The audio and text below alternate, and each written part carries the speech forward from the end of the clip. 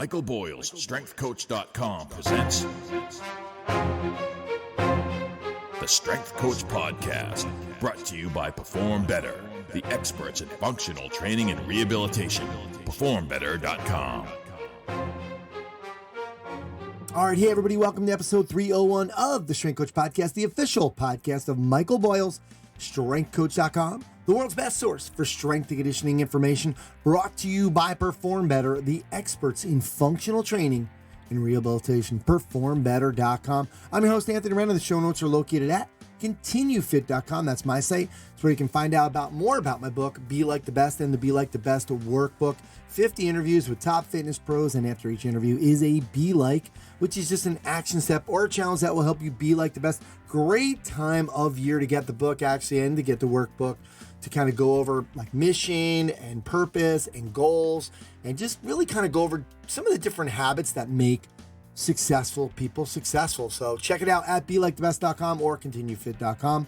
Today on the StrengthCoach.com Coach's Corner, spoke to Coach Boyle about 1x20. Now, we've spoken about this before on the podcast, and it's come up a few times. He's written an article about it. We've had guest articles about it, but he's using it a lot right now, and I wanted to really dig deeper and ask him some questions about it. I also spoke to him about what his opposition is to velocity-based training, and mostly it's because I have Wil Fleming on today, and we're going to talk about Wil's new book, Velocity-Based Training for Weightlifting. So I wanted Wil to be able to answer to some of those oppositions. For the TrainHeroic data-driven coaching segment, Tim and Adam discuss or continue their discussion on jobs to be done, and they're going to contrast TrainHeroic's team and program offerings. So just a good way to get a reminder about TrainHeroic's different offerings. And look, bottom line is diversify your revenue streams, and this is one way to do it. Coach Boyle and I both use TrainHeroic to deliver our online training, and they've just launched programs that start as low as $10 a month. They also have a free 14-day trial, and if you mention we sent you, we're going to put a 4-week athlete development program into your account absolutely free. If you're a coach looking for the best online training solution in the game, go to TrainHeroic.com and take the free 14-day trial today. All right, for the Certified Functional Strength Coach segment with Brendan Merrick and Kevin Carr. Today's show, Brendan is on to continue the 7-part series on movement as medicine. Today, he talks about maintaining power as you age. He has got some great statistics in there that you need to know to kind of talk to your clients about. Kind of helps with buy-in sometimes when you're kind of talking to them about some of these things. For the Fit to Speak segment, Jenny Rierick discusses, this one hits close to home, how to get rid of filler words, the ums and the ahs and the so's and the likes. And she calls it the guilty pleasure of communication. And this is just, I've been working a lot on this since I met Jenny, and she's worked on me with this. So I really, I love this episode. So make sure you check this one out. All right, so for the Naamly Hit the Gym with the Strength Coach segment, that's right, you heard it right. We have a new sponsor for the segment. Naamly is, and that's spelled Naamly, Naamly. It's the member experience platform for modern training gyms, and it helps you build lasting relationships with your members so they stay longer and pay longer. If you know anything about what I've been talking about a lot is with the book, building relationships is really, honestly, every person in the book talked about that.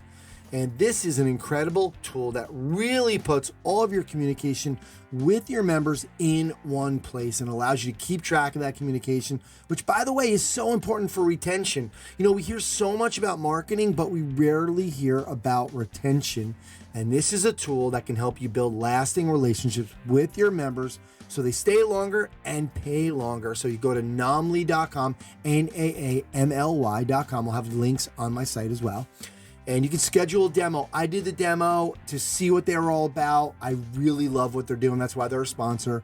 And you can get a feel for what they're doing with this incredible tool. And you can, by the way, use the referral code Strength Coach to get started on a free 30-day trial. So for the segment today, I have on Wil Fleming. He's a sports performance coach and weightlifting coach. He's been on the show before, and he's got a new book, Velocity-Based Training for Weightlifting. He's got some great stories. One is the weird wire on the bar story. It's really his intro into velocity-based training a long time ago. And he's going to talk about what VBT is and what it's not. why we can't just say lift as fast as possible, why no matter how experienced you are, you can't tell which reps are faster. He's going to go over the different devices and what they are, what the differences are. LPT, the accelerometer, and the camera. So he's going to go give us a little rundown and all that. He's going to talk to us about using VBT to evaluate readiness for daily training as well. So great interview with Wil coming up. Lots of things to get to. So let's get on the phone with Coach Boyle. All right, now it's time for the StrengthCoach.com Coach's Corner with Coach Boyle. StrengthCoach.com, the world's best source for strength and conditioning information. You can try StrengthCoach.com out for 30 days. 30 days, just $1. You'll have access to all the articles, videos, and programs, as well as the best forum on the net. It's the only place to have full access to Coach Boyle. He's on every day. Check it out at StrengthCoach.com. Coach, how you doing? I'm doing great, Ian. How are you?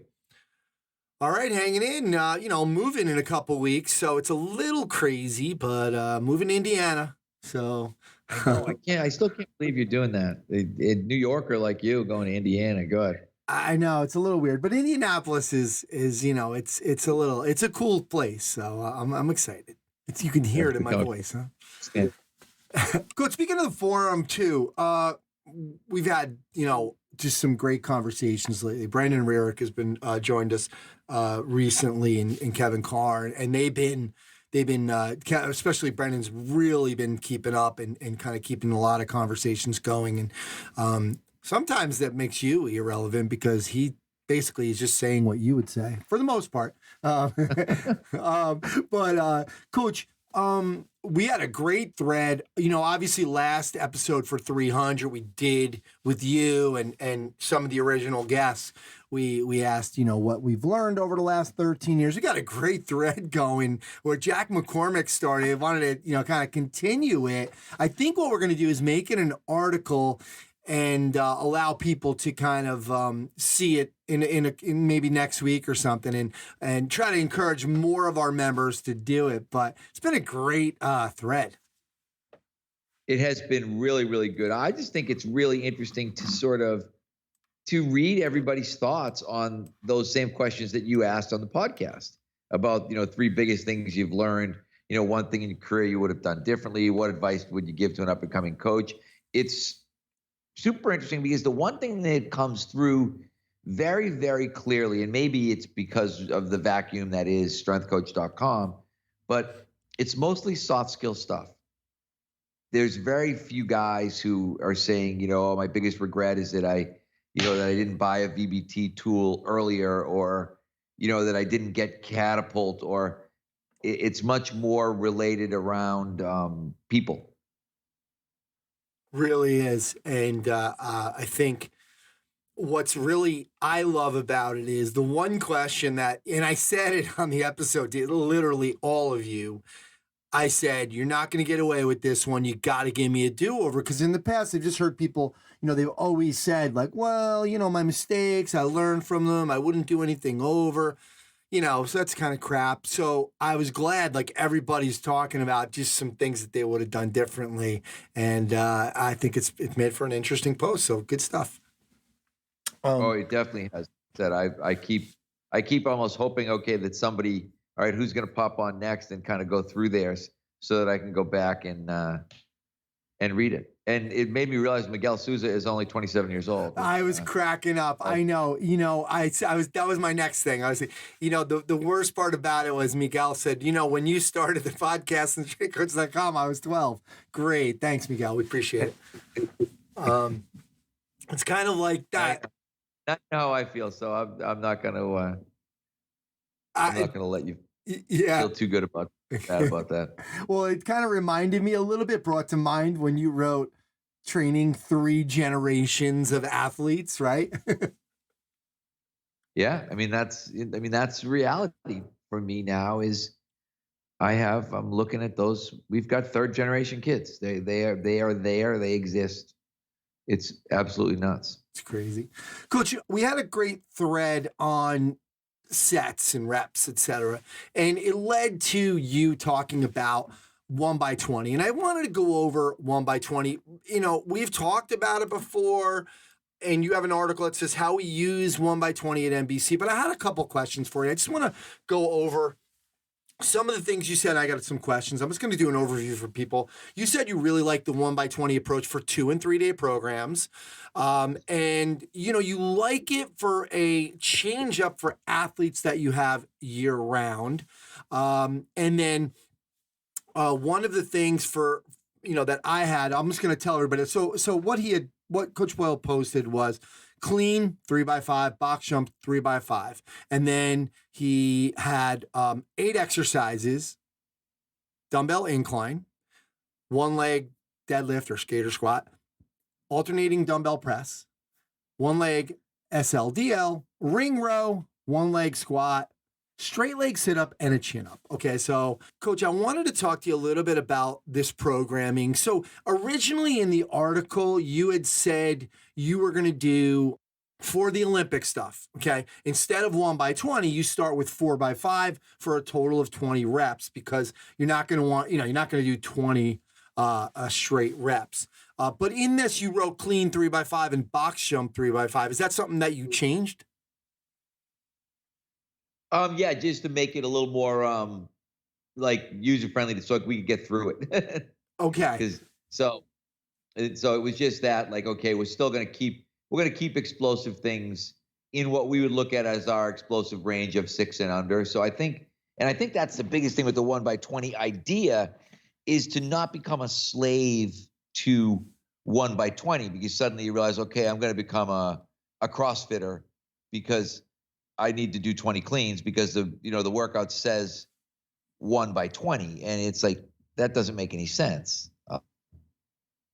So you do. So for us, you said with we sort of took a little liberty, with the unilateral stuff. We went 10 each leg, so you're still doing 20 split squats, but it's 10 right and 10 left, because I just feel like, again, from a time standpoint, if you double the time on the unilateral, like if you double the reps, you double the time. So if we said somebody's got to do whatever, split squat or 1 leg squat, and they're going to do 20 right, 20 left, that's a lot. But if we're dumbbell bench pressing where we're doing a straight bilateral kind of exercise, we can do 20. So I think the biggest thing is to continue to use your common sense as you explore this 1x20 idea. Because if you really look at 1x20, in some ways, it's hit. Do you know what I mean? It's back to, like, I don't think, I was going to say there's going to be pluses and minuses, but I don't think there's pluses and minuses as much as there needs to be some natural adaptations of the idea to make it work in your particular setting. Coach, let's go a little deeper on that. I just want to, because, for the cleans and the box jumps, you have 3x5. Okay, great. But for dumbbell incline, and I know you said with the chin-ups, the goal is 20 reps in as few sets as possible. So we push for a max set on the first one and then fill in the rest. Will you do that for other, or am I going for 20 reps straight with the dumbbell incline and then 10 reps on the 1 leg? Yeah, we just looked at stuff like, because I started doing it with Mark and his friends, and none of them could do 20 chin-ups. But then I said, well, if we set a goal of 20 chin-ups and, maybe it's, you might do 12, 6, and 2, and you'll get your 20.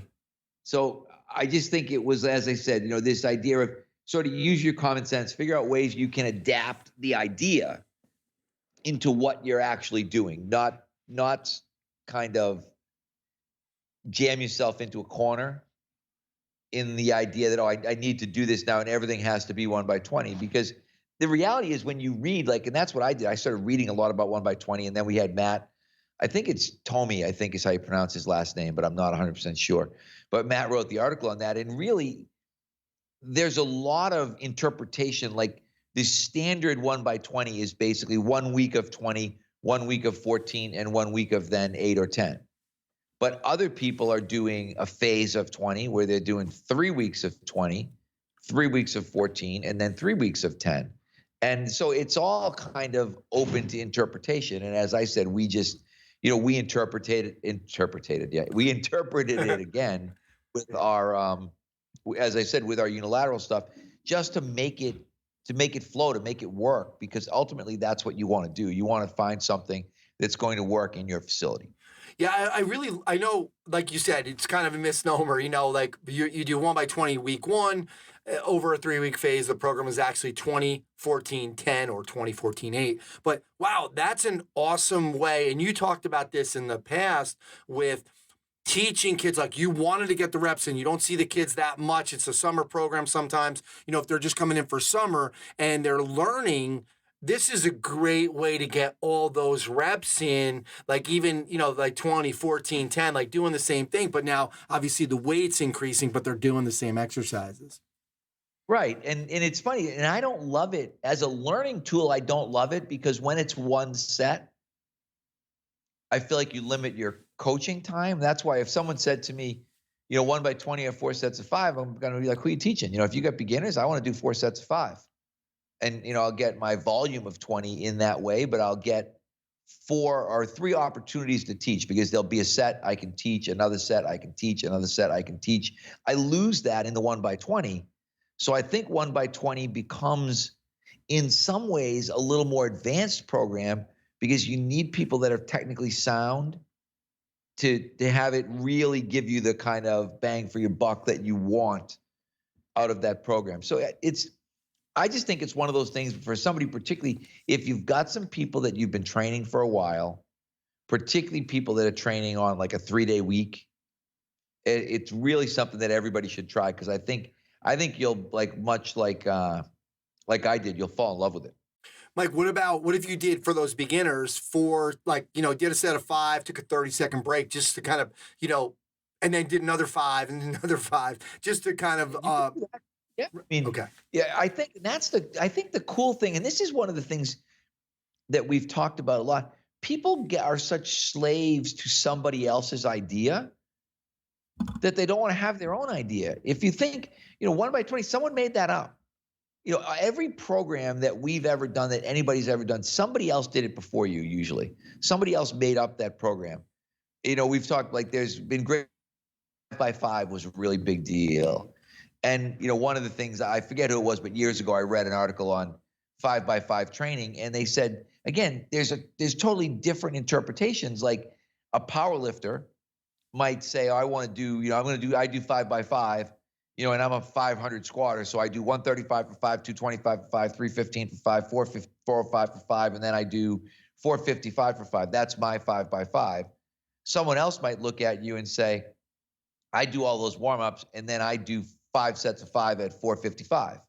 Those are so entirely different programs, yet you could see 2 people look at them and say, oh, I do 5x5 and I do 5x5. And it's like one guy's volume is literally 5 times what the other guy's volume is. So everything is open to interpretation. And this goes back to, as much as I hate to quote Vern, Vern was one of the first persons who I heard say, you can, as long as you know the rules, you can break them. Yep. So I think once you know what you're doing, then you can decide, how do I interpret this in a way? Like for us, for instance, we've done 6 weeks of what started out as 1x20, but we went 20, 14, 10, 8, 6, 4. And when we got to 6 and 4, we started adding warm-up sets in because we felt like, okay, we can't just have the kids jump in for a heavy set of 6 like we could, like with 20. If I said, okay, Mark, you're going to deadlift 165 for 20, that's easy. Now, if I'm looking and saying, I want you to deadlift 250 for 4, I don't want you to walk up to 250 for 4 without having done anything and just grab 250 and ripping away at it. So there's you've got to keep using your common sense as you play with these programming ideas and realize that there's no real right or wrong. And that's terrible. Like, me, I'm a black and white kind of guy, but I think you need to look at things and think, do what makes the most sense. Do what makes things safe. If that means you need warm-up sets, if someone else, oh, that's not really 1x20, who cares? Okay, I'd look, okay, it's not. Like if we're doing 1 leg squats for 10 on each leg, that's definitely not 1x20, right? Because it's 10 each leg. But it still fits into the idea of what we're doing. Mike, in your article, you had 2 different days. In this forum post, you talked about you just gave one example of 8 exercises. In that 8 exercises, you did vertical press, knee, the single leg knee dominant, horizontal press, hip dominant. the 2-day version. But What's I that? just posted that. Oh, It's just okay. like a quick, okay. I just cut and pasted one so someone could see kind of what ours looked like. And I probably should have cut and pasted both days in, but I didn't. Why So chin we're up? using, Okay, so yeah, so it's what? not going to be the same workout. If you're doing 3 days, are you going to do 3 different workouts? Yeah, probably. Okay, I wasn't sure if you go A, B, A, B, A, Yeah. B, you And know. we've done that too. I mean, sometimes we do that. And I like that. Again, if I want more repetition, I'm going to do ABA. If I want to work more lifts in, I'm probably going to do ABC. And so again, I think all of these things are all open to interpretation as long as you've got somebody that, as we've talked about, kind of is at that chef level of program design. Yeah. Coach, why chin-ups last? Like, especially with something that they can't do 20 of for the most part. Why wouldn't you put them first? Because where the racks are in the gym. What's that? Oh, geez. Okay. All right. See? Yeah. So that's what I mean. Like, that's the stuff that you look at and think, why that last? Because the racks are the last thing that we get to, and the way we can't get out of sequence. So what we started doing, again, now this is a really good point. So with 1x20, we were putting together 4 exercises that you could do in a given block with what you had. So that was sort of the design of that particular program, because, you know, again, with this particular situation that we're in right now, we have to kind of follow our COVID guidelines where somebody's in block 1, and that might be cleans, you know, 3 sets of 5 with, say, you know, some sort of core exercise. And then they might move into a block that's basically dumbbell exercises, and that might be dumbbell incline, you know, dumbbell split squat, dumbbell overhead press, and one leg SLDL, so that everything can be done with the set of dumbbells that they have in that, you know, situation with their power blocks. Then when they move into block 3, you might be able to do, like, you know, chin up and something else that needs the rack kind of thing. So it's a logistical decision, as always. Awesome. Coach, we have on Wil Fleming today. He has a new book out on velocity-based training. So I just wanted you to kind of, you know, obviously we're going to be talking about all the positives of velocity-based training with Wil. I wanted you to just kind of talk about maybe a few of your objections, might give me, just so I can kind of relay those to Wil and talk about those as well. What would be your kind of opposition to some of the velocity-based training? Well, my number one opposition to velocity-based training is that I don't like the idea of people taking, I think that there are exercises that were meant to be done slowly. And I think most of your strength exercises should be done with a controlled, at least a controlled descent. One of the things that we found in velocity-based training, so I was watching somebody the other day, one of our members, trying to do as many reps they could do in 7 seconds. When they do that, I think they lose control of the lift because they're not controlling their eccentric, even though the objective may be to get the most rapid concentric contraction possible. The eccentric tends to get sped up too. So that's one of the things that I really don't like. I don't like the idea of somebody trying to deadlift fast. I don't like the idea of somebody trying to squat fast. I like people trying to set up, be, you know, in position, be in control, and then move the load effectively. And so I just, you know, I always, like VBT, when I first started playing with it, was what fell into, in my mind, of the good in theory, bad in practice. This goes back, and I don't know, I haven't read Wil's book, but Fred Hatfield at one point years ago, you know, Dr. Squat, he called it compensatory acceleration. And what he basically said was that you want to try to move the bar as fast as you can, no matter how heavy it is. And that might mean that when the bar gets really heavy, you don't move the bar very fast because the load is really heavy, but you're trying to move it fast. And I always thought that makes a lot of sense. When it starts to not make sense is when the weight is light enough for you to actually move it fast. And I look at that, and this is my other, I guess, gripe. You know, why try to do a fast squat when you can do a jump squat? And some people would say, well, it's a different part of the spectrum. One speed strength, one strength speed. But I feel like one, you're deliberately selecting a light load where you know it's going to be safe. And the other one, you're kind of in this netherworld of, you know, it's not It's not necessarily light, but I'm trying to move it fast. And now I have to worry. This is the other thing with VBT. I have to worry about decelerating the weight at end range. There's just so many things that I don't like about it. The other thing I don't like the cost. I don't like the technology part of it, because it's sort of a rich get richer kind of thing. Maybe it makes sense for big Division I football programs, that can afford to go out and buy $8,000 or $10,000 worth of Tendo units, or push. I found the technology. I could go on forever. The technology is unreliable. The push band, we couldn't get the push band to work when we had the guy from Push on the Zoom call with us at a staff meeting. We couldn't get the thing to work. And that's another part of my beef with the VBT people, is that, we had another group come in and show us velocity-based training, and they were trying to get us to do fast squats and fast bench press. And I said, well, measure a clean for us. And the guy's like, oh, that's too fast. I can't measure that. And I thought, you know what I mean? Like, what was the point of this?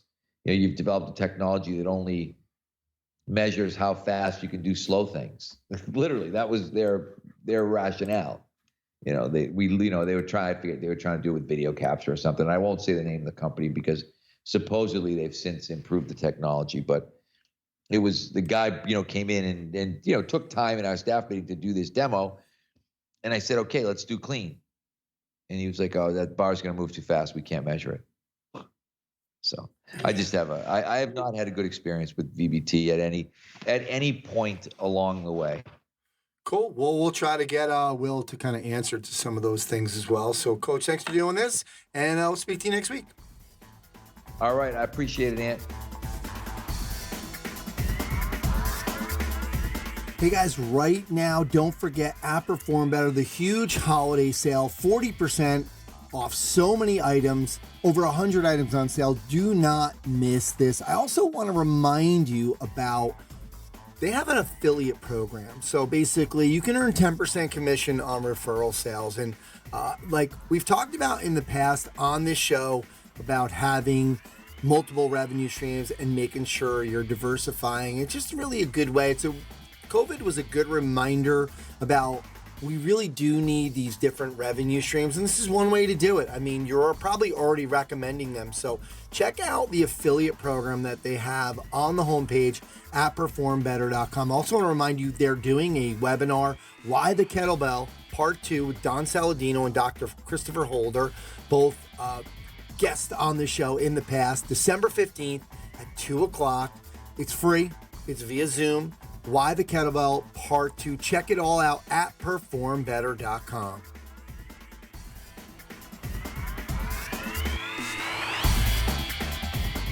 Welcome to the Fit to Speak segment. My name is Jenny Rearick, and today we're going to talk about how to get rid of filler words. Filler words are the guilty pleasure of communication. We know we shouldn't use them, but we can't help ourselves, and we're kind of addicted to them. We use them to fill in what would have been perfectly good quiet time. Now, in coaching, there's an appreciation for the importance of understanding the why you're choosing the exercises that you are, why you're using the coaching cues that you are, why you're applying theory in one situation and not in the other. Understanding why helps us learn because it makes sense of something. That's why I'm going to first tell you a few reasons why we use filler words before teaching you how to get rid of them. Using filler words helps us indirectly convey to people that we're speaking to that we're being thoughtful about our words. And this is usually at an unconscious level. In this instance, we're not using them purposefully, but because we want to say something just right, we are naturally doing more thinking, which makes room for thinking words, aka filler words. Another reason why we use them is because they can soften the blow of what would have otherwise been a curt response. Let's say someone invites you to attend an event and you don't want to go. The typical response will sound something like, well, not sure I'll be able to go, but let me get back to you. As opposed to, no, I can't go. Although the second option is in fact a more clear way to communicate, it's also less polite.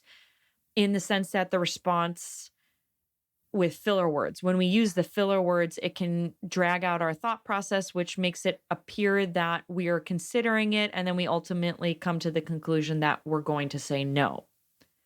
And finally, we use filler words to stay in control of the conversation or the moment. We've learned that silence can act as an invitation for others to speak.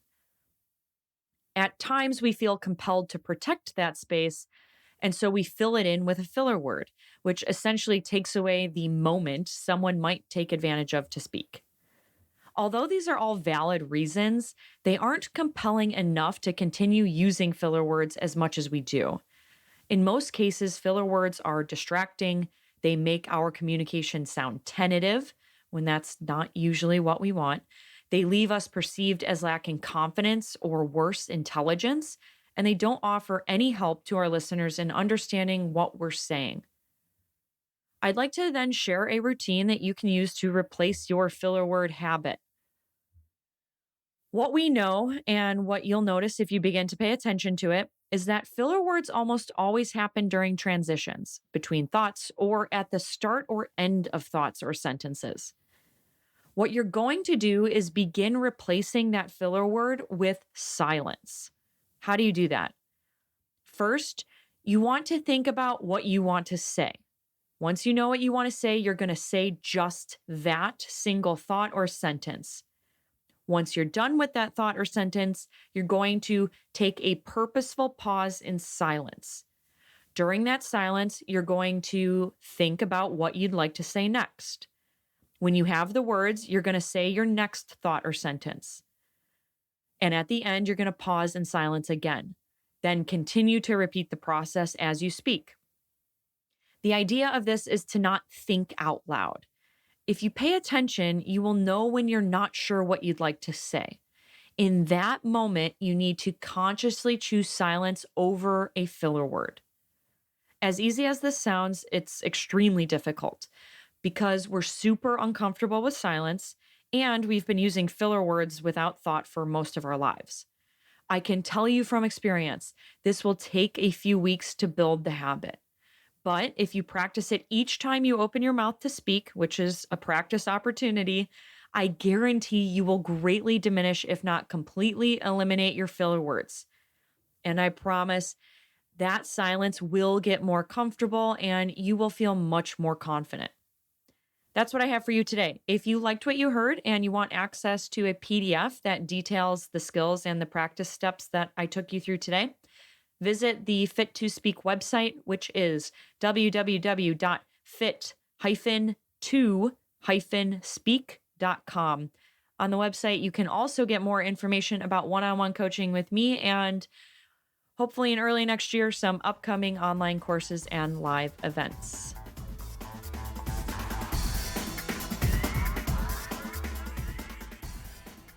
Hey, this is Adam. This is Tim. Welcome back to the TrainHeroic Data-Driven Coaching segment. Yeah. Tim and I have been talking jobs to be done and how that relates to fitness businesses. We're going to bring that back to a real-world example using the TrainHeroic Marketplace. Yeah. So in the TrainHeroic Marketplace, coaches sell programs and they sell team subscriptions. Yeah. And a program is exactly what you think it is. It's a fixed length amount of programming you hand somebody for a one-time purchase, right? And then it's okay, see you later. Good luck with that. Yep. I'll follow up with you at some point and try to sell you something else probably. Perfect. The team, in contrast, is not fixed. It's an indefinite recurring subscription. Yeah. So right off the bat, if we want to talk jobs to be done, there's something about the time-bound nature of that. Yeah. That's different. That indicates that the psychology of the person might be different, which is totally. Program typically has a goal in mind. It's going to be 6-8 weeks or something with a specific direction and a very specific outcome. So the ones I've seen do really well are things that we see off-season sport programs like hockey or baseball. We see Olympic lifting peaking programs, right? You got a meet coming up. Okay, go through a peaking cycle. That's what I'm going to do. So those athletes have to be a little more independent. They have usually a little more specific goal in mind. Yeah, it's a time-bound goal, right? It's like, just like you said, it's like season's coming up. Oh crap, I gotta get myself right. for that competition. Programs are just excellent for your committed, very independent athletes. Like you said, like still expert instruction in there, but you're not going to be reaching out to these people all the time. They know what to do. You're just giving them the X's and O's essentially, Right. which can be tough on a business side of things because it's a one-off sale. Someone buys an 8-week program, they're off and running. Now you need to work and put time in to get those people either to continue into a next cycle, to buy something else, to keep moving. It's a little bit more laborious on the coaching side of things. Right. If you're talking about independent athletes, people who are truly, you're talking like bodybuilding or they're Olympic lifting, like, right. Then you could argue that like, hey, maybe those people could jump on a team with you because it is more of an ongoing endeavor where it's not like they probably don't have seasonal coaching the same way that like, right, a high school baseball player is or something. Yeah. Right. So you're gonna if you have a seasonality where they have coaching part of the year, then it's going to be tougher to sustain that team for that person. Yeah. But when you get to something that's more of an ongoing, indefinite, I'm just doing this kind of forever kind of thing. It starts to sound more like a team. It's also a larger, we say total addressable market, right? You got it. We talked about how like the people out there who are buying training, the body of people who are actually just adults who need to train just because they need to stay healthy, right? And they want to train is larger than people who have a very specific sport performance goal. Absolutely. And that's not to say that like, our coaches who are coaching teams now moving away from programs aren't using science, aren't using like the cyclical nature of programming. They're doing that and they're doing it, safely and very well. But it is more of I compare it to like a Peloton model, right? It's like you jump in, you need to get stuff done. You have a job, you have kids, you have a wife, you have a lawn to take care of in the summer, right? You got all these things you need to do, but you just need to get fit. And there's an emotional attachment there that's really driving you to goals that might not be that hyper specific, right? You're not looking to PR your clean and jerk. You're looking to lose a couple pounds. You're looking to not be at risk for diabetes, maybe like your father or your grandfather was, things like that. And the beautiful thing about teams, Adam, is it's month over month and the revenue is recurring. So if people are in there, they're engaged, they're loving it, they're going to continue to pay you. They've already pulled out their wallet once and they're just going to continue down that training journey. Right. And we've seen this play out in our marketplace over, say, the past 6 months where some sellers will come in, they'll be hot to start out. Yeah. And they're selling programs and they do really well. And then they tend to kind of fall off after that because programs are pretty easy to capitalize on. If you have a good base of people who need that solution, you can get people to pull the trigger. But then what happens? You're not going to sell the same program to someone twice, right? Yeah, so you have to have something to follow up. And, asking for that repeated sale is harder. It just is, as a matter of fact. Yes. So that team automatic renewing, I keep you engaged. You see benefit from being here. And don't forget that part of the problem is, just imagine right now, like, Gen Pop, I'm at home right now. I either can't make it to the gym. I don't want to go to the gym. Yeah. So not only do I need to know what to do, because normally I do everything with weights. So what am I going to do at home? But like, it's kind of lame to do stuff on my own. Yeah, totally. Right? So this team model is doing it with other people. You kind of feel like you're part of something. It's more than just the programming. Yeah. And that's what, when programming authors and fitness professionals come in through that front door the first day, that's how I describe it to them, right? It's your team is going to be community, coaching. The programming is still important, but it's probably of those things down the ladder a little bit where if you sell your one-off programs, it's going to be harder to keep people in the ecosystem, but that's hitting a very specific goal, a very specific niche. So if you think of it that way, it's a good way to separate the things in your mind. That's going to do it for us today. Go to TrainHeroic.com to start your 14-day free trial. We've got new pricing in there to suit any kind of coach, starting as low as $9.99.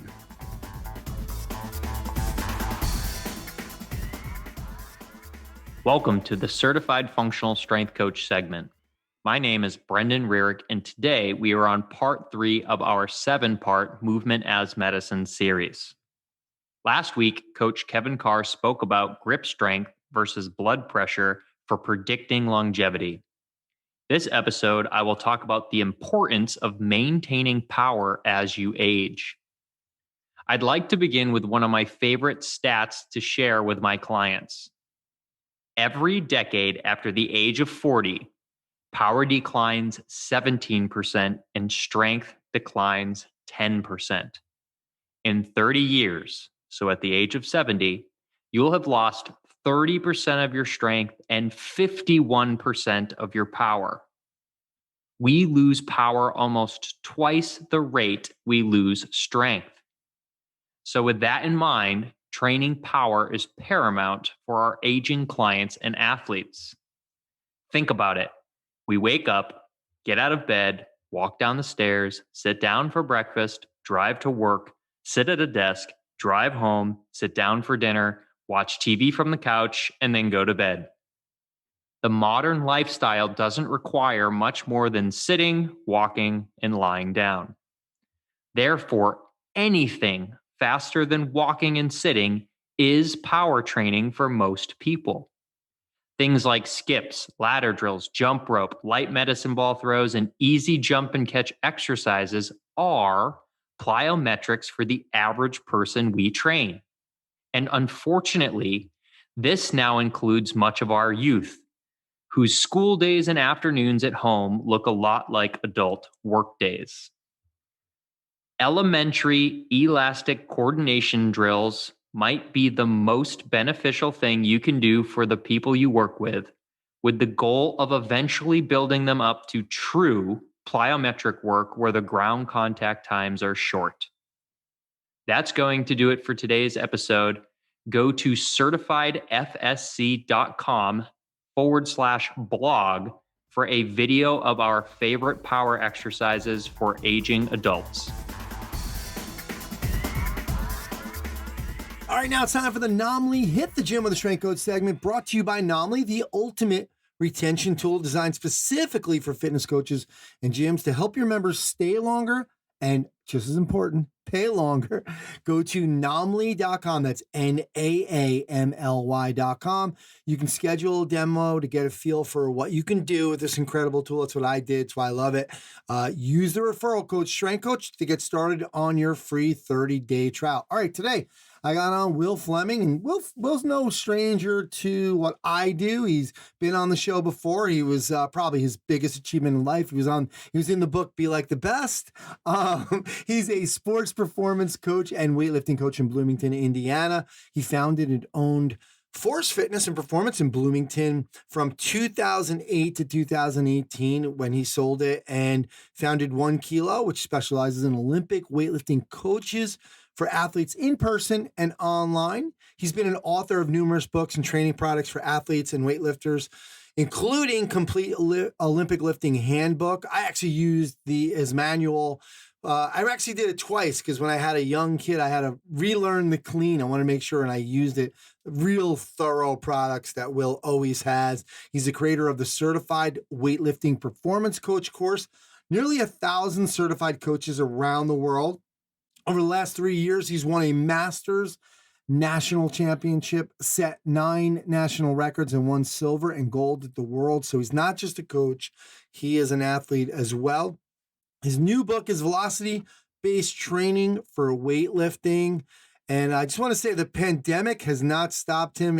He trains in his garage. If you follow him on Instagram, sometimes I get nervous, like watching him, because I'm like, oh my God, the kids are walking by and he's like got this little space in his garage. So they look scary. Wil, thanks for doing this. Thanks, Ant. Yeah, it isn't a large space, but I did finagle my half of the gym, of the garage is now a little training area for me, which has been really, really nice. But you're right. There's bikes hanging overhead. There's 3 small children in the house. So anything could happen at any time. And if you didn't know, Wil was married. This is how you know we're married. We say my half of the garage, okay? Because that's what we usually get. Usually we get a quarter, but Wil's lucky enough to get a half. So you sent me a copy of your book. Thank you. And this is a topic that, I even had Coach Boyle at the end of today's interview just say, Coach, Wil's coming on. Let's talk about your opposition to velocity-based training. And I know you're going to cover some of these things. Coach Boyle, just a review. He doesn't like exercises that were meant to be done slowly, to be doing them fast. He feels like you can't control the eccentric. The eccentric portion tends to get sped up. So he doesn't like the idea of like a deadlift or a squat or a bench going fast. He feels like it's good in theory and practice. Technology is unreliable, according to him. His experience with that, it's expensive. And so I know, look, this is velocity-based training for weightlifting. So those lifts are meant to go fast. But so I'm sure we're going to go over some of the things that we'll talk about that, Coach Boyle's opposition. But look, this is nothing new. We've had Dr. Brian Mann on. He's the one who coined the term velocity-based training. But you have a great story about your initial exposure to this, the weird wire on the bar story. Can you tell that? I was a track and field athlete at Indiana University. And it was one year, and I can't remember if it was 2004, 2005, but I was in college, and our number one rivals at Indiana University were the team from Iowa. And Iowa had all these they had a really good hammer thrower, good weight thrower, good discus throwers, shot putters. And so I kind of just we were hosting the Big Ten championships, so I wanted to stick around because the visiting teams would end up using our weight room to get their last lifts in before the competition, because like a Big Ten track meet will start on a Thursday and run through Saturday night or Sunday morning or something like that. So they would train while they were there. So I stuck around one evening just to see what they were up to, kind of like be like, well, these Iowa guys is all they're cracked up to be. And they come in and they get set up and they attach a wire, a little clip to the bar, and are testing. And I hear their strength coach go, "Oh man, Adam hit a PR for speed on that snatch. He's primed to hit a big throw this weekend." I was like, "What are they talking about?" Right? I was like, "I can snatch more than that guy," but he was snatching 90 kilos really quickly. And it turned out that there was like a Tendo unit that they were using. This is early 2000s, shortly after I think they were widely available in the United States. And I had no clue, but it always struck in my mind because the next day the guy did PR. I got second, he got first. And I was always like, well, what were they quantifying? And later on in life, I found out they were using a Tendo unit. But I've always been interested in this because as far back as I ever was coached, 15 years old when I first met my first weightlifting coach. They said, move fast, be fast, right? Move everything as fast as you can, squat as fast as you can, clean as fast as you can, snatch as fast as you can, because if you want to be a fast, explosive athlete, you need to move things fast. So I love that idea, but never really had a way to quantify it, right? So the idea that there was this tool out there, this weird wire that you could put on a bar, was really, really interesting to me. Yeah, absolutely. And I know I first heard that saying originally from Al Vermeil early on in my career at the same time. Yeah. Like, funny. All of my strength coaches, interned under Al Vermeil. No, really? Yeah. So my very first weightlifting coach, was a guy named Frank Exton, and he was and Paul Fleschler, and Frank was, Bob Knight's strength coach, the strength coach for the old Bob Knight Indiana basketball teams, but he was Al Vermeil's good friend.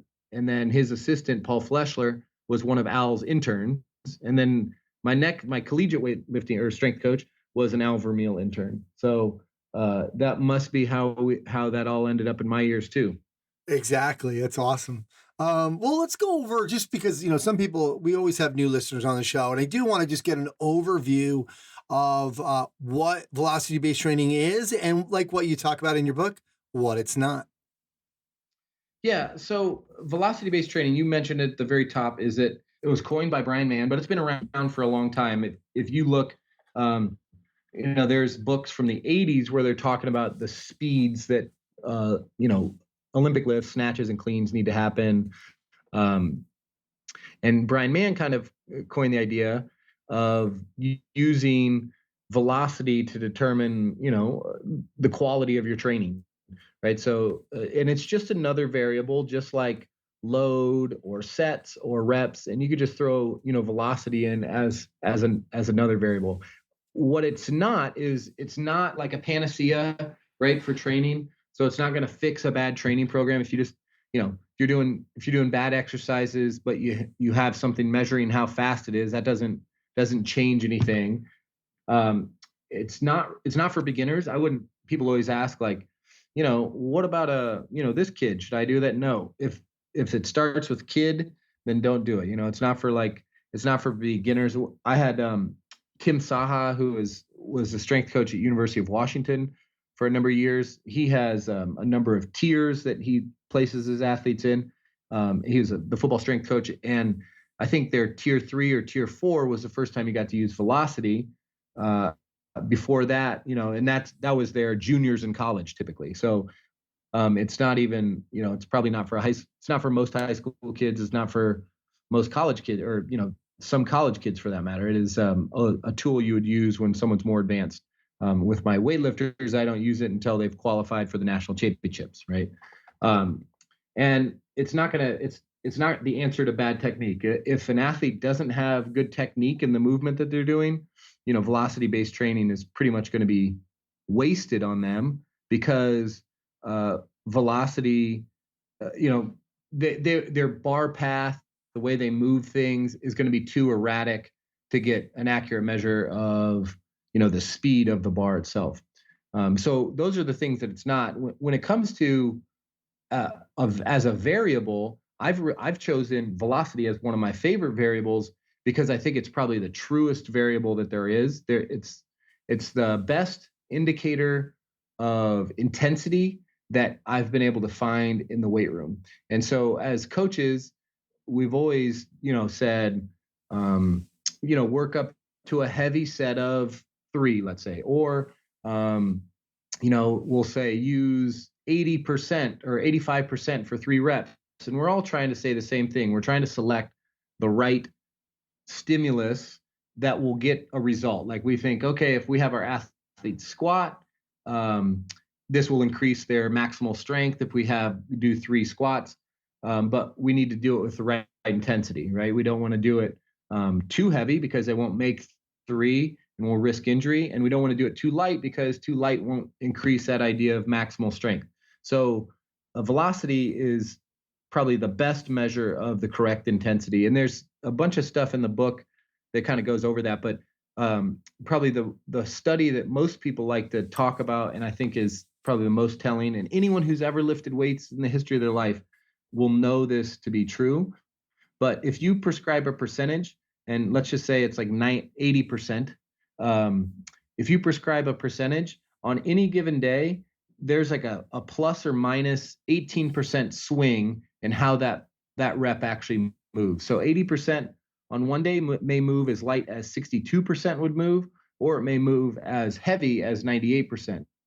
And both of those things give totally different outcomes than what you would want if you had somebody do a squat or a bench press with 80% of their max. So, but their velocity profile is always the same. So whatever is roughly 80%, the speed at which they move that, if they move that speed again, that is their daily 80%, right? So velocity is this true variable that doesn't change as the athlete gets stronger. So, they could increase their squat by 50 kilograms and their 80% will still move the same speed.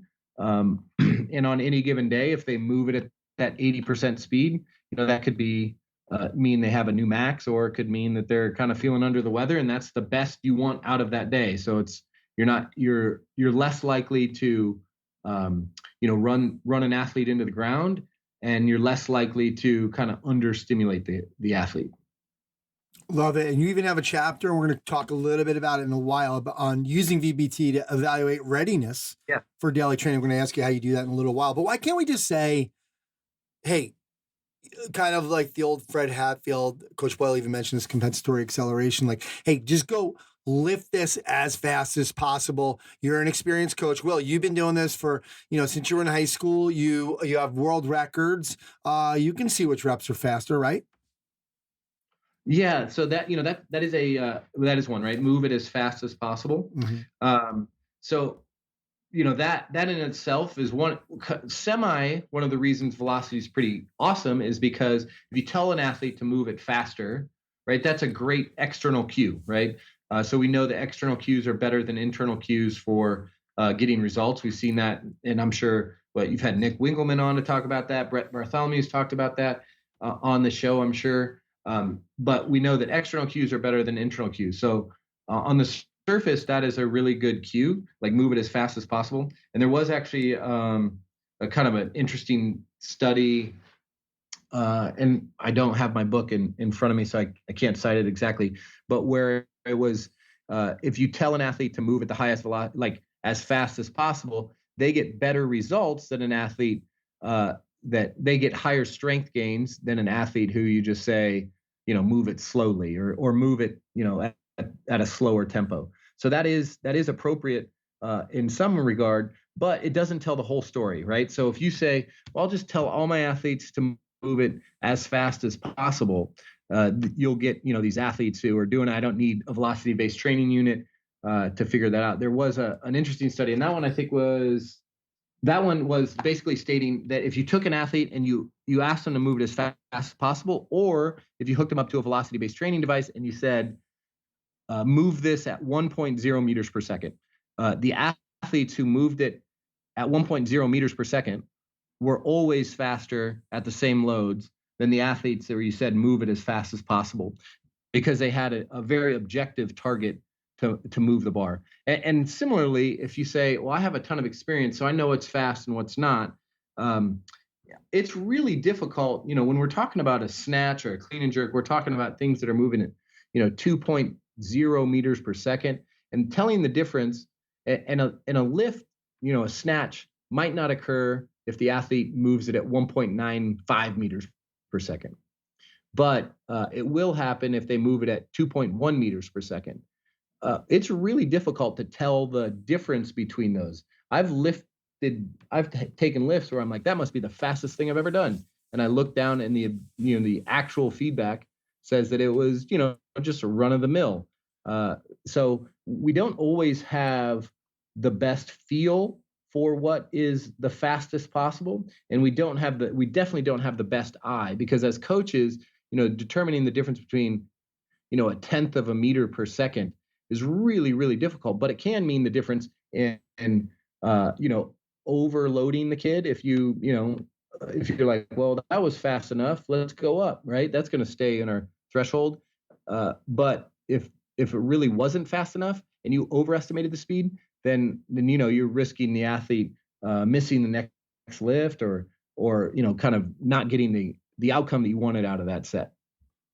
Absolutely. And I was telling you before, I think that reminded me when I was reading it a little bit about why Coach Boyle likes timing athletes, like the Flying 10, is because he felt like, they're not racing against each other. They're racing against the clock. When he says, okay, you just did 1.2 or 1.1, they're starting to know like they got something to go against. And so he said the timing has been the most motivating factor. So from that perspective, I feel like it's the exact same thing, even though like I said, he doesn't love this. And again, we have to look at Coach Boyle's lens. When you listen to Coach Boyle, you always have to remember he has a 20,000 square foot facility. He's got, anywhere. Obviously it's different with the virus right now with what's going on, but he's got a lot more athletes than the average gym. Their logistics always play a role. And being able to do that many people or to measure that many people, it's a lot easier with, he's got the Brower timing system, which that's not cheap either. I know that was one of his gripes is the expense, but I feel like it's the exact same thing from a motivational standpoint. And then also you were saying in the book, a lot the people that were using the units were actually like for the first few times were feeling more sore, and then they were recognizing some strength gains.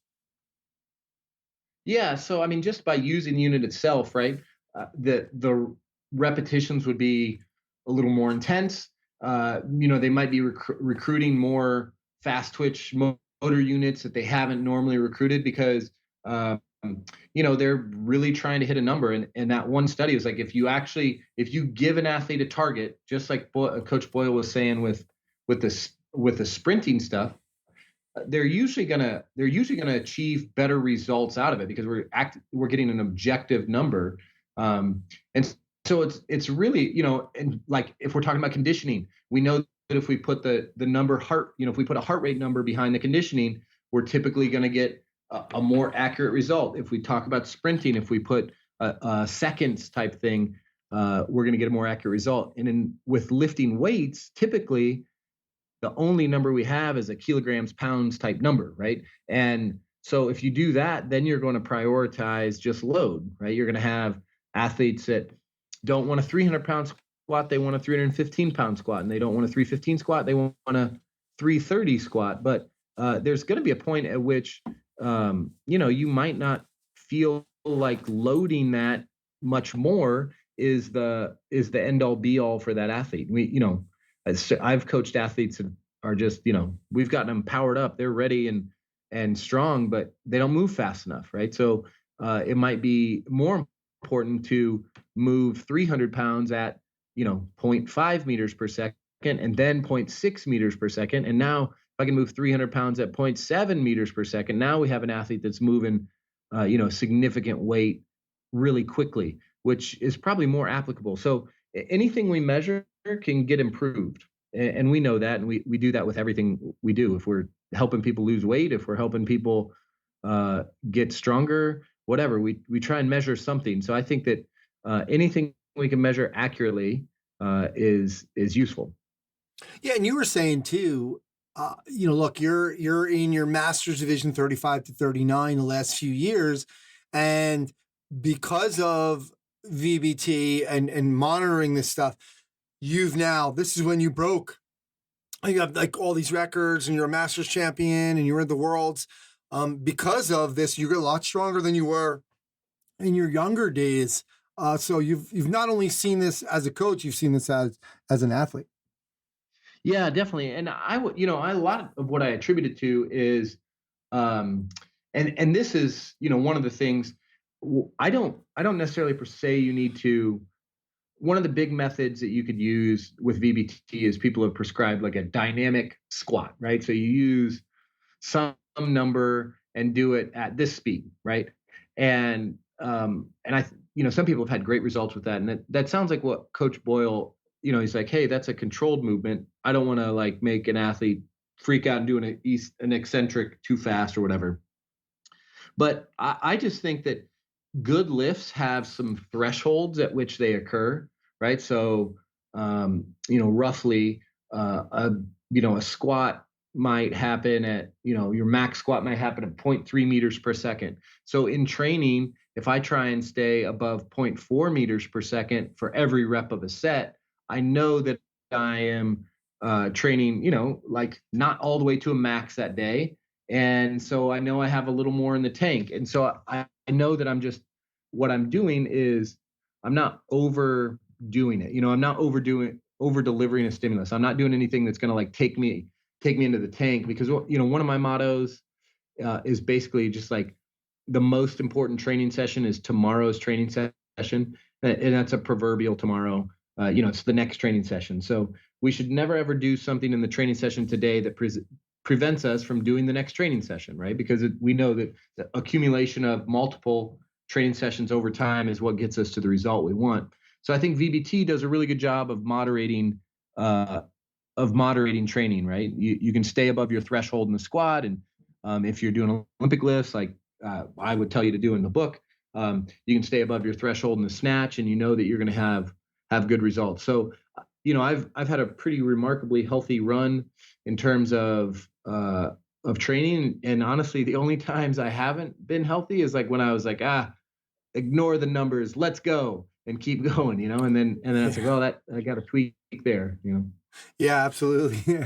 Well, let's go over the different devices right now, because that can be confusing. And I know, like, if somebody was convinced and they wanted to go out and get something, that there's 3 different LPT, accelerometer, and camera. Can you just go give us a quick overview of those 3? Yeah, definitely. This is kind of, the technology is really, really quickly moving in this sense. So I go over in the book just a little overview about what the different types of units are. And so the first class of VBT, like something that measures velocity, is called an LPT unit, and that stands for linear positional transducer, but we'll call it LPT so we don't sound like nerds anymore. But an LPT unit is basically that tendo, so that weird wire on the bar. So it is actually, a tether attached to a bar, and it's going to give you, a real.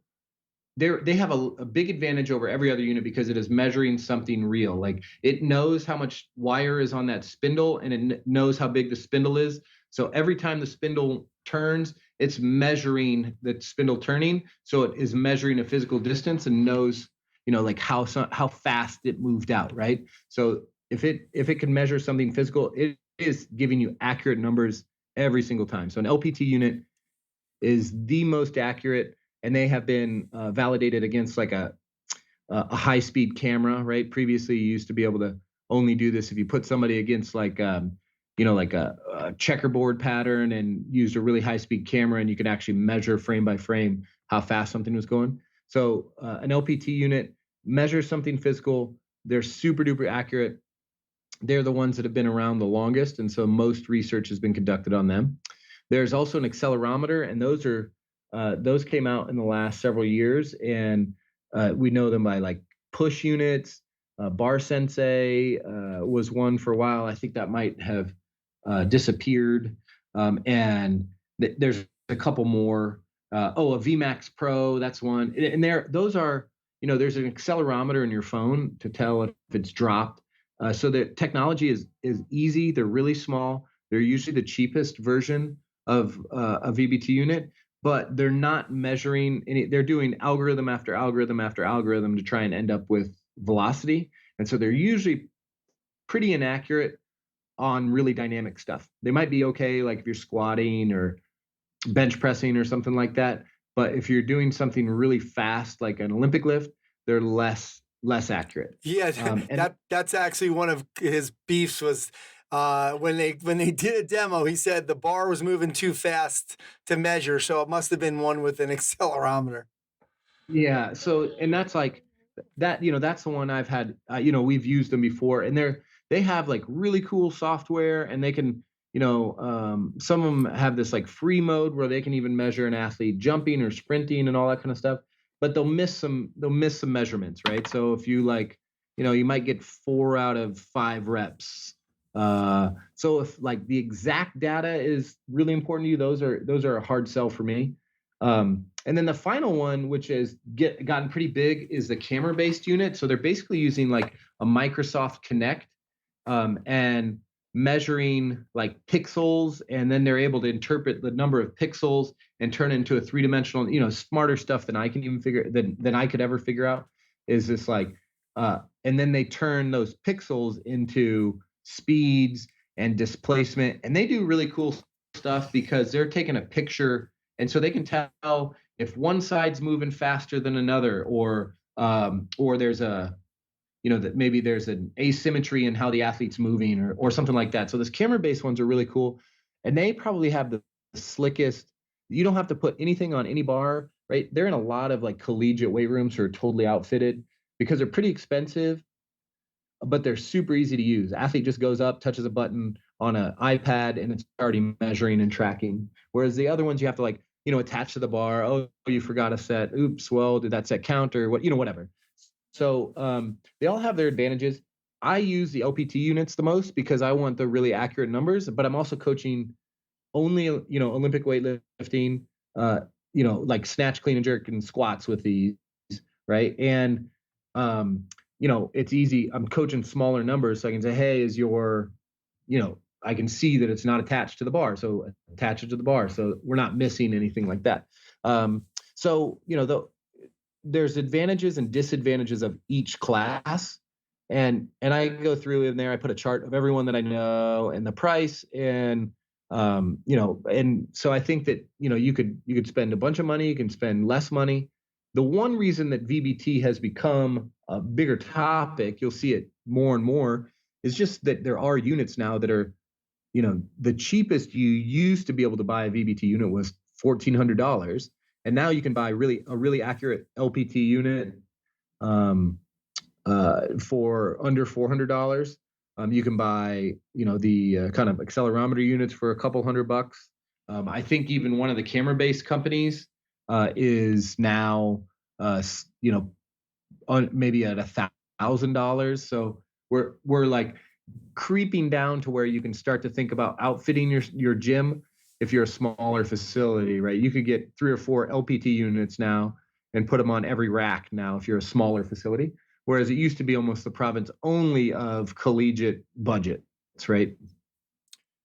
Yeah, and also it's what's your priority, what's your why, right? And who are the athletes that you're training? Well, quick question though.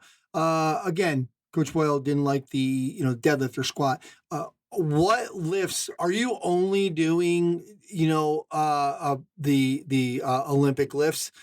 Or like for using the device for that, or are you doing it with squats or deadlifts or any other lifts? Yeah, so for me, we're primarily using it for snatches and clean and jerks, and I'm using it as like a threshold. So every athlete will have like what's kind of a velocity profile where I know, and that's height dependent. Something I go into in pretty good detail in the book, but that's height dependent. But let's say, to make a snatch, they need to move it at 2.0 meters per second. Then, I'll prescribe that day they should do all their snatches above 2.15 meters per second or 2.2 meters per second, so that the quality remains high enough. So I'll do that with the snatches. And then on the squats, I don't necessarily, squatting is a big important part, but it's also, I think it's one of the more demanding portions of what like weightlifting training. And if you overdose it on the squats, the athletes are going to be too sore and all that kind of stuff to complete the technical side of weightlifting. So I use it for squats to prescribe the intensity as well, but we won't necessarily do them. The dynamic effort stuff we don't do very often. But with squats, I'll say, keep all your squats between 0.4 and 0.5 meters per second, or point whatever and point whatever. And don't go up unless you exceed this number, and go down if you drop below this number. So basically to try to keep the quality of work high enough. Absolutely. And obviously safe enough too, because if it's not good quality, then we're risking injury there. So Will, what about I know you talked about, and I love this idea, how are you using VBT to evaluate readiness for training? I've used the heart rate variability and stuff like that, and people have talked about using a heart rate monitor in the morning to see how you are, but you were talking about this to just, hey, come on in. You were kind of compared in the intro to, you were using rep max, there's rep max, there's percentages, et cetera. But this is a great way to evaluate for that session. Talk to us about how you're doing that.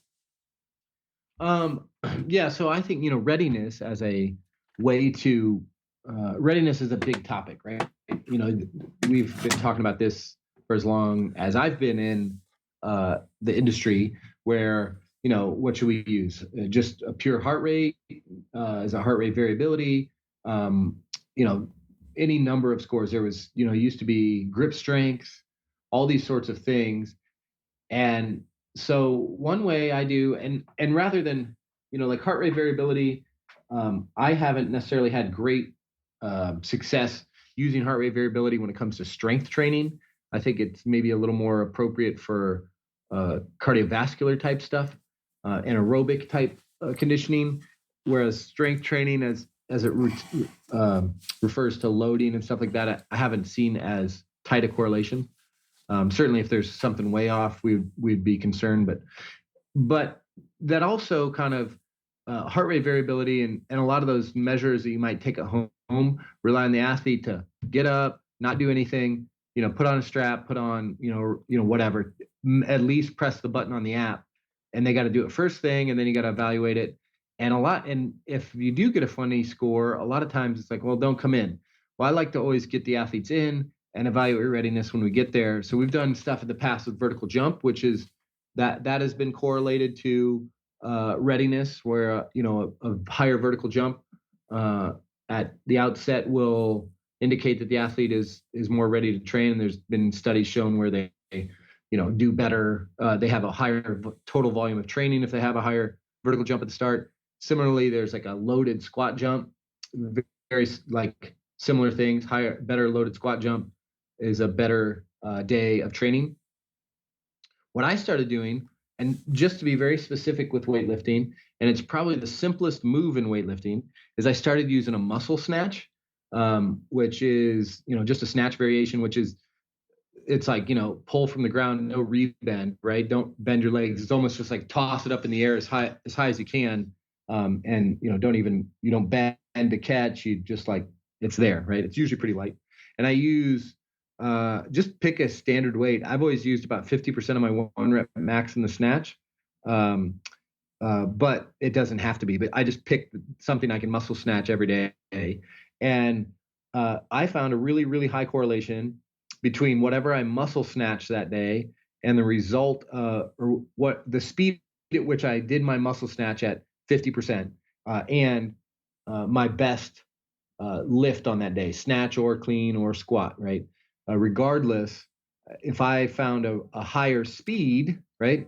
So just hook myself up to it, do 2 sets of 2 reps or 3 reps just to get a couple trials. Took me a couple minutes.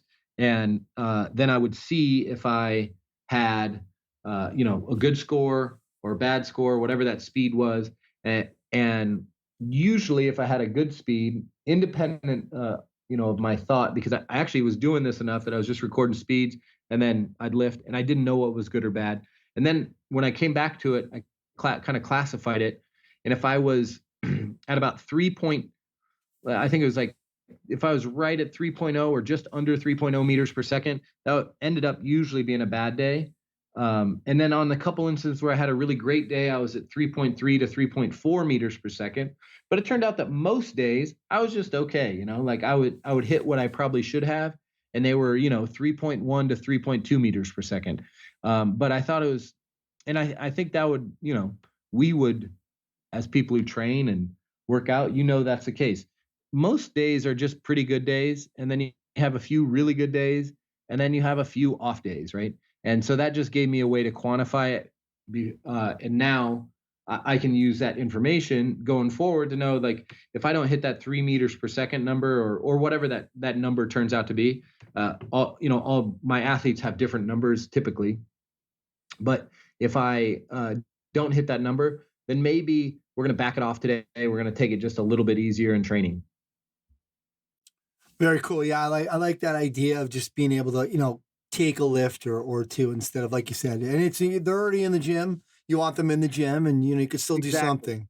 So yeah, exactly. And that's a big thing, is if I do that and they don't have a great score, they're already there. They probably already warmed up. They've already done some mobility. They've rolled out. They've done a little bit of stretching. They've gotten their stuff on. It's like, all right, we'll just take it easy today, or pack it up and go home. But they've already done something physical, as opposed to just stay home, or you got an off day because your score wasn't high enough, right?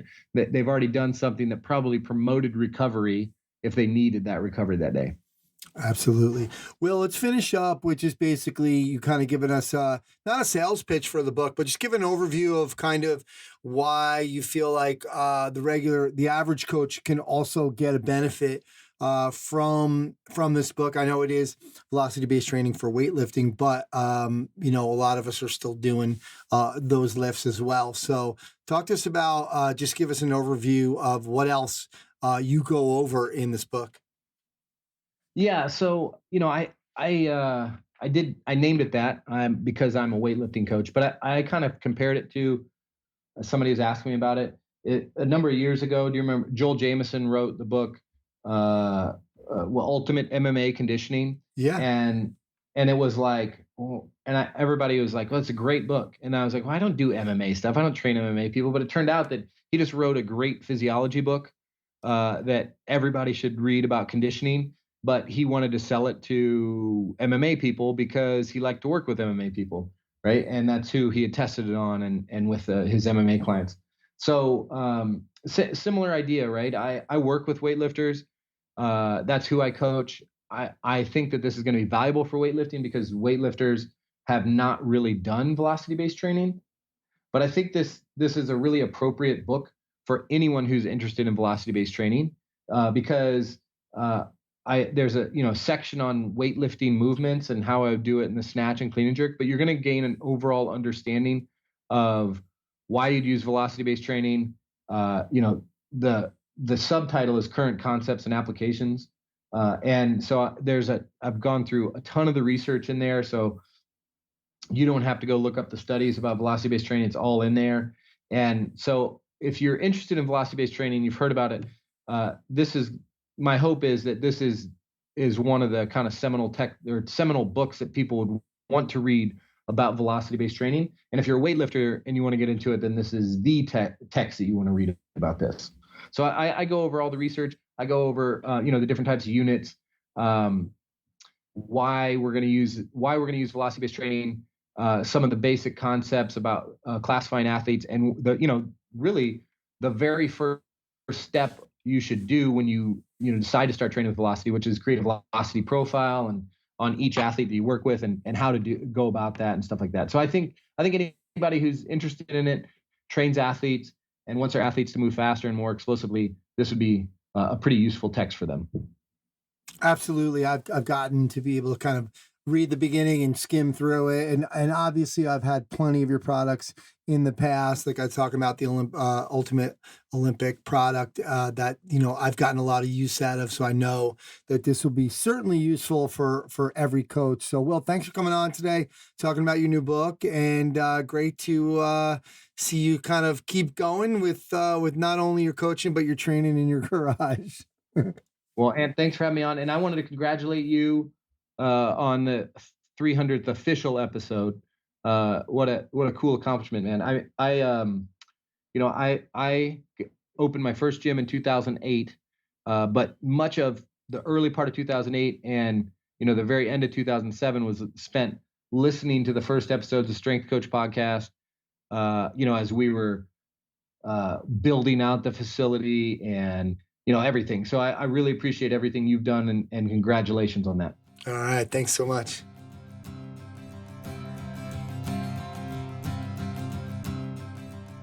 All right. That's going to do it for episode 301 of the Strength Coach podcast. Remember, you can try strengthcoach.com out for 30 days, just $1. You'll have access to all the articles, videos, and programs, as well as the best forum on the net. It's the only place to have full access to Coach Boyle. He's on every day, answering questions. To access that offer, go to strengthcoach.com, click the Join Now button to get started on your trial. Special thanks to Chris Parrier and the folks over at Perform Better. Right now, at Perform Better, the huge holiday sale, 40% off, over 100 items on sale. Do not miss this. Also, remember, I was telling you about the affiliate program. You can earn 10% commission on things that you refer to your clients and to the rest of the world. Check it all out at performbetter.com. Thanks to Coach Boyle and Wil Fleming for sharing their insights and philosophies into the world of strength and conditioning, performance enhancement, and VBT. Thanks to Naamly, helping build relationships through personalized communication so your members stay longer and pay longer. Go to their website, check them out, use the referral code STRENGTHCOACH to get started on your free 30-day trial. Thanks to Adam and Tim and TrainHeroic. Coach Boyle and I both use TrainHeroic to deliver all of our online training. Head over to trainheroic.com to start your free 14-day trial. Thanks to Jenny Rearick of Fit to Speak. Check her out at fit-2-speak.com. fit-2to-speak.com. Thanks to Kevin Carr and Brandon Rearick. Check them out at certifiedfsc.com. My name's Anthony Renner. My new book, Be Like the Best, consists of 50 interviews with top fitness pros, and after each interview is a Be Like, which is an action step or a challenge that will help you be like the best. It is a great time to get the book and to get the Be Like the Best workbook.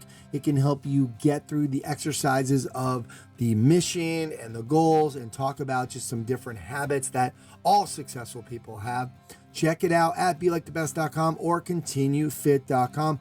That's going to do it for this episode. Thanks for listening, and I'll speak to you next time.